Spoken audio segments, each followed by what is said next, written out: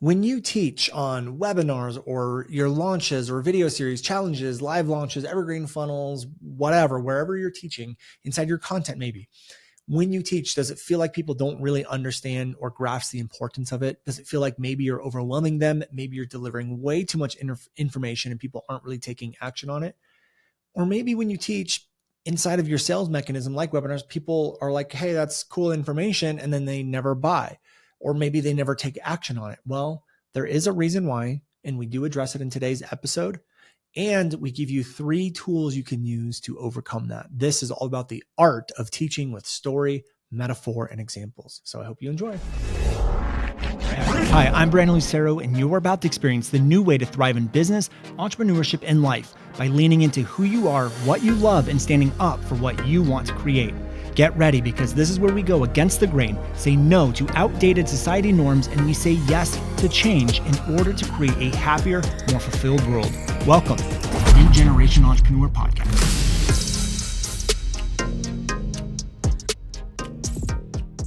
Hello, ladies and gentlemen. Welcome back to another episode of the New Generation Entrepreneur Podcast. Today's episode is recorded at night. It is a Thursday night for me, and decided to just record an episode. So if you're watching on YouTube, that's why the shadows are a little harsh. Got no natural light, all artificial light, and it's not really a well-lit room. So anyways, if you're here listening on the podcast, you probably won't notice the difference. So with that being said, today what we're going to do is we're going to talk about the art of teaching using metaphor, story, and examples. And the reason why I wanted to talk about this today is because I just hosted a 2-day workshop all about launch messaging. So it's a free workshop that we run from time to time, all about how to dial in your messaging for launching, or how to do it with launches. And there's 3 main elements that you want to use. And one of them is something we call backing it up. So when we teach, we want to back up our teachings. And there's a reason why this is really important. One of the things I like to tell people, or I do on these workshops, is that one of the ways I started making more money and growing the business was just simply by becoming a better teacher. And when I became a better teacher, I started to be able to learn how to create demand, how to make my teachings flow more, how to make people understand it, visualize it, they can see it. I think a lot of times we run into problems because we want to deliver information and we teach and we give out all of this stuff. One of the things I always say, and I know other people say it too, is, well, when you do that, you risk overwhelming your audience.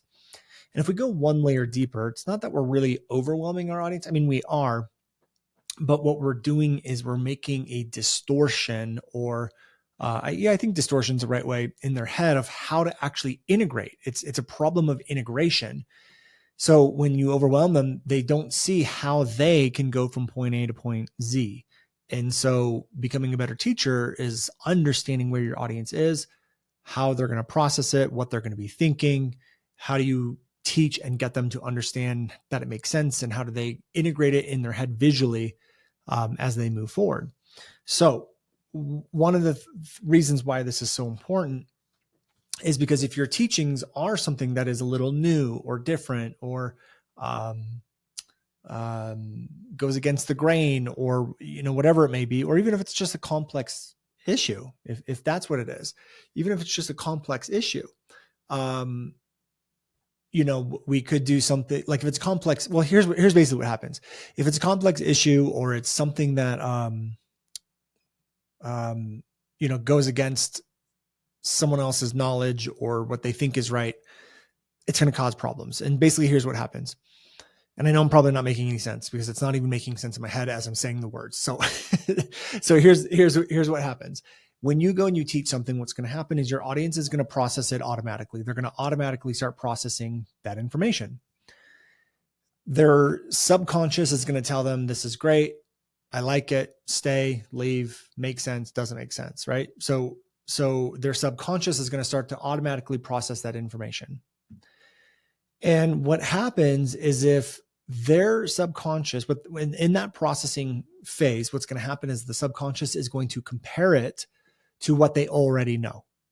So if I said to you, how-to content is one of the worst ways to build an audience online, that's a teaching, right? I just taught you something. I just made a statement.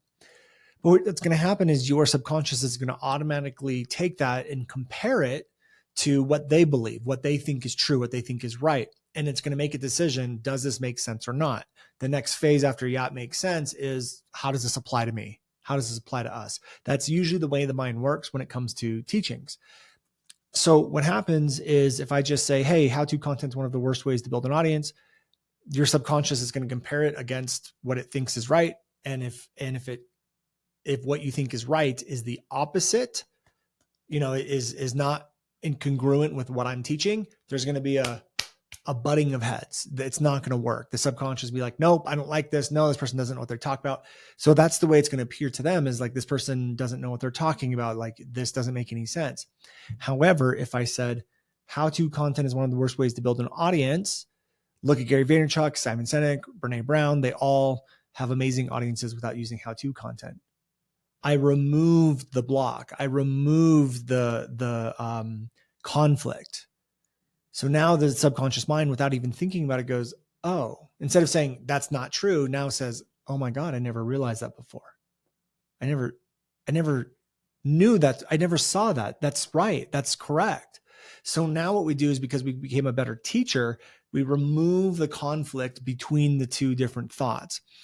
The other thing that's really amazing with this is that when we start to back things up using story and metaphor and examples, even if there's not a conflict of belief, or even if there's not a conflict or a disagreement on if it's right or wrong or good or bad, even if that's not happening, it actually helps the mind integrate the teachings easier or understand the teachings easier. Okay. So integration is really what we're talking about here. And that's the art of using story and metaphor and teachings and examples, is that when you start to use those three things with your teachings, you become a more powerful teacher.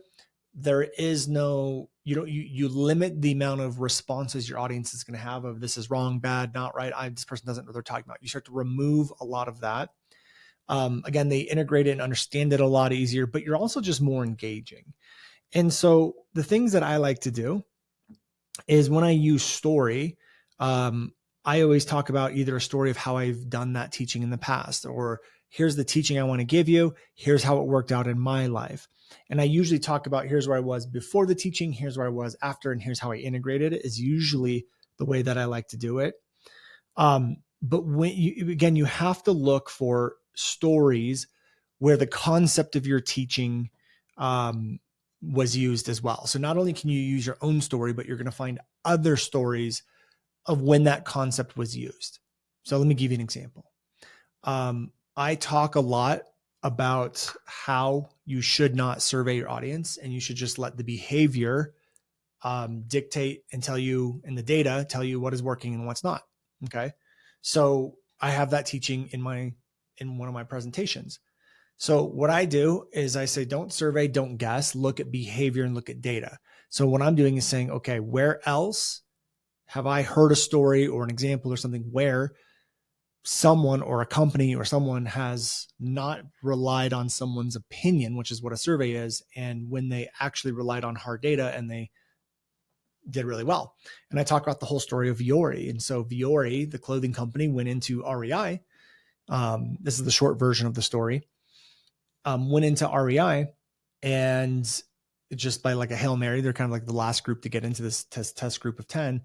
And then REI tested all of the 10 brands, or however many there were, of athletic wear for men at their store, and Vuori outsold all of them. So my question to you is like, well, why didn't Vuori just ask their customers which one they would buy and get their opinion on which one they would buy? Instead, what they did is they got hard data on which one actually sold more. And then they started carrying Vuori as one of their exclusive brands inside of their store after that. So they didn't do that by asking people what they wanted. They did that by hard data, right? So that's the story I tell people when I say you shouldn't use surveys. So instead of just saying, oh, you shouldn't use surveys and moving on, I say you shouldn't use surveys. Here's the reason why. And here's a story like when Vuori went into REI and da-da-da-da-da. And now people go like, oh my God, that makes sense. I see it. I get it. It also drives a little bit of social proof, right? But I also use story as well. Like one time I talk about connection and how connection is necessary for sales. And then as soon as I say that, I tell this story about how someone attended one of my webinars. They or didn't even attend one of my webinars, but they love me, love the content, and they ended up buying because they connected with me. And it was a whole story I tell, right? But that's a story where the literal teaching was happening in real life. So I always like to teach and use the story to back things up. And it's very similar to metaphor. Metaphor is a little bit different. Because it's not a real story. It's not. It's their analogies, it's metaphors, whatever. Are really great at being able to prove points. So one of the things I'll say is like, how-to content's one of the worst ways to build an audience. Or I'll say like, information doesn't create sales. And then I'll say that's like trying to get an encyclopedia at the top of the New York Times bestseller list. It just doesn't happen. And that's a metaphor, right? It's a metaphor where I take the concept of what's going on and apply it into a different situation or a different context, and now it doesn't make sense. So metaphors and analogies are great for that. So the what I like to do is I like to look at what is my teaching doing? What's the high level concept of what's happening with my teaching? So what I do is I literally look at it and go, what's the high level concept of what's going on here? So if I said something like, giving away your best information doesn't guarantee sales, let's say that was one of my teachings, I would say, what's at the high level concept going on here? I'd say, okay, well, information equals results. Information equals good. And I have to ask myself, okay, where does that concept not work?